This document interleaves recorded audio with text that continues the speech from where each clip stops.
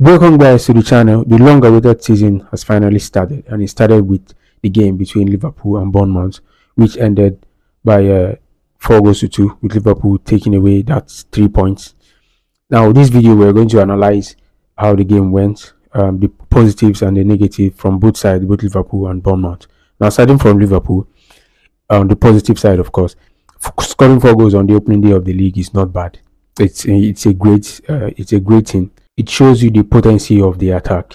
Now, we saw the fluidity between the attack, the movements, the movements of the players, taking up spaces. We saw Verts, taking up positions, always wanting and calling for the ball, always wanting to have the ball, and always to drive forward and get the ball to the attacking player. And we saw Ikitike, moving into position. Sometimes he dropped even to the midfield to pick up the ball. Sometimes he went to the left wing.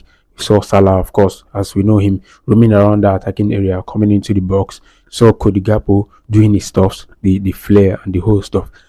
So, of course, and the midfield, even though it wasn't balanced, but we still saw how good they were. Now, that's on the positive. Now, on the negative, you saw how vulnerable that defensive line can be. You saw how Bournemouth exposed the defense. I expected more from Kekes, but unfortunately, he wasn't able to contain Semenyo. He had a very tough time, a torrid time with Semenyo. Now, the 2 goals Liverpool conceded, it came from 2 counterattacks, and we saw Bournemouth run right straight into that defense, creating chaos, causing chaos all around, and scoring those 2 brilliant goals. Of course, Semenyo, even though he suffered the racial abuse, he still went on to show how good he is, how good of a player he is. It gets to tell you how urgent Liverpool needs to sort out that defensive line. If not, it's going to really be a big issue for them this season, because they can't expect to score 4 goals every game. They can't expect to always give up such goals in that manner. Counter-attacks. Of course, so a lot of teams this season are going to sit back and counter Liverpool. That's just the fact. They are going to sit back, defend, and then when they get an opportunity, they will drive straight through to Liverpool's defense, cause chaos, and probably get 1 or 2 goals. And they, of course, like I said, you can't expect Liverpool to score 4 goals week in, week out. So there will be times when they will struggle to even score 2 or 1, and then just imagine giving up 2 or 3 goals every game. Even 1 goal will be a really big issue for them. So they really need to sort out that defensive line. This game, of course, exposed how unreliable Van Dijk and Konate's partnership could be. Now, sometimes, even last season, we saw at times when Konate was making the wrong decision. We saw times when Van Dijk wasn't really going into those tackles, going into those blocks. Sometimes he just peeled off. We also saw how important Gravenberch can be. With all due respect to McAllister and Szoboszlai, Gravenberch obviously offers a better defensive option, and that physicality in the midfield than the 2 other midfielders.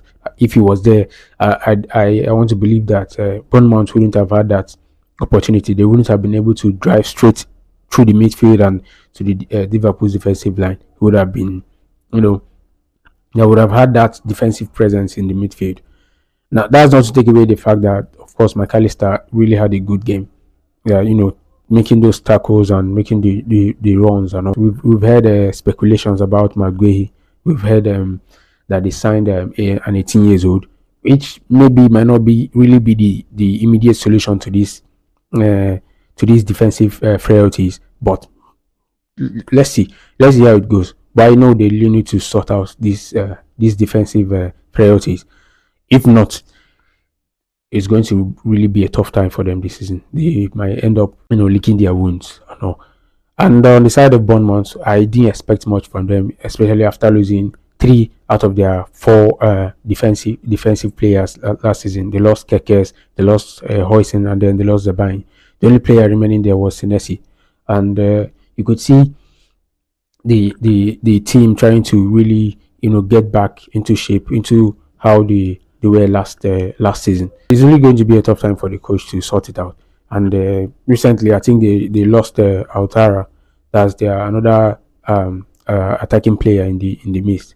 So the only player they could really was able to, which I really praise them for, that they were able to retain was Semenyo. At a point, I really thought they were going to lose him too, but they were able to get him to sign that 5 years deal.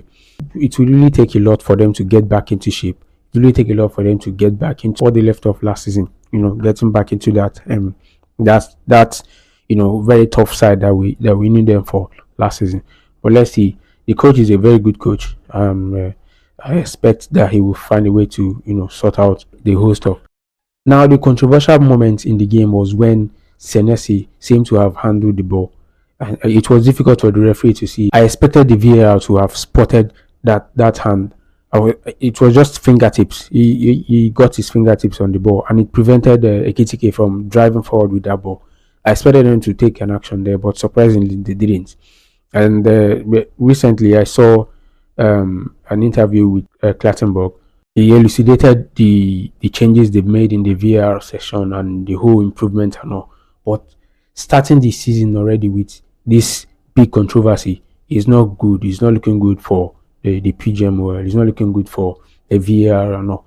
That would have been a straight red card, because had he not handled that ball, had he not made contact with that ball, Ekitike would have driven forward with that ball and probably, get a shot out of, get a save out of the goalkeeper, or at least maybe score even. And for them not to have, done anything about it, it really tells you I can only expect more controversies, and I hope it doesn't tarnish the image of the English football as it did last season. We had lots of controversies, lots and lots of controversies. There was never a week that we didn't have one issue or the other to discuss about VAR and their wrong callings from the referees. Let's see how the rest of the league pans out. It's going to be an exciting season. One game and we've had 6 goals already. It's going to really be a very exciting season.